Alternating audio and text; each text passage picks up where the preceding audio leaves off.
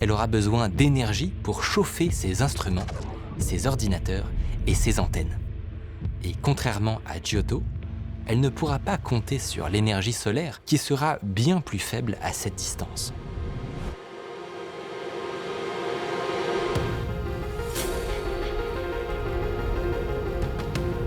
Heureusement, la NASA a développé des mini-réacteurs nucléaires qu'ils embarquent dans leurs engins spatiaux. Une technologie que les Européens ne maîtrisent pas. C'est comme ça qu'ils peuvent envoyer des sondes jusqu'au niveau de Jupiter. Bien sûr, il reste plein d'incertitudes. On ne sait toujours pas exactement à quoi ressemble la surface d'une comète.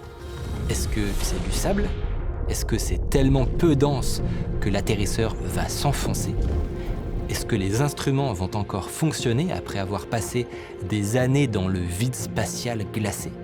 Mais si on y arrive, si on arrive à faire atterrir un module, à prélever ne serait-ce qu'un grain de poussière, et si tous les outils fonctionnent encore.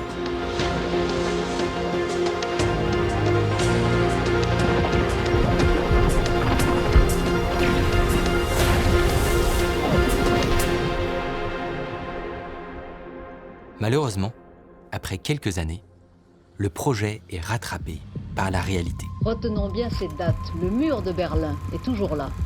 Mais d'une certaine manière, il n'existe plus. Though astonishing news from East Germany, where the East German authorities have said, in essence, that the Berlin Wall doesn't mean anything anymore. Les Américains expliquent que ça coûte trop cher et finissent par quitter le navire. Ils annoncent pendant un temps se lancer dans un projet concurrent, puis, au bout de 3 ans d'études, ils renoncent complètement. Parce qu'en fait, même pour la plus grande agence spatiale au monde, c'est trop gros. Il ne reste plus que l'ESA, une poignée d'Européens, face au plus grand défi spatial depuis les premiers pas de l'homme sur la Lune.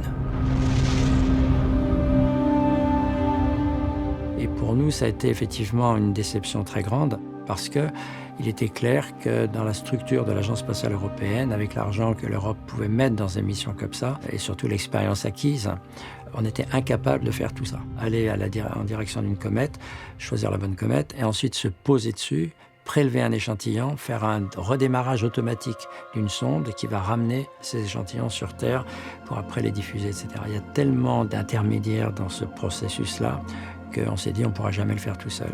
Déjà, même avec les Américains, c'était à la limite, mais là, ça devenait tout simplement impossible. Le monde entier a les yeux tournés vers ces quelques hommes et femmes qui refusent de renoncer. Une chose devient très vite évidente pour les scientifiques de l'ESA. Ramener l'échantillon cométaire sur Terre est désormais impossible. Sans le savoir-faire américain, impossible de faire le trajet retour. Mais ils ont une idée.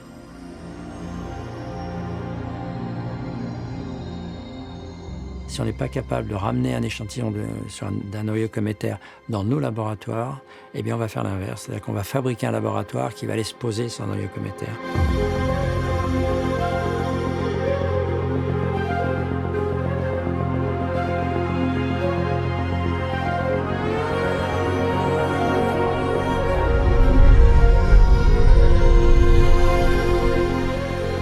La sonde devra être suffisamment équipée pour faire toutes les expériences sur place.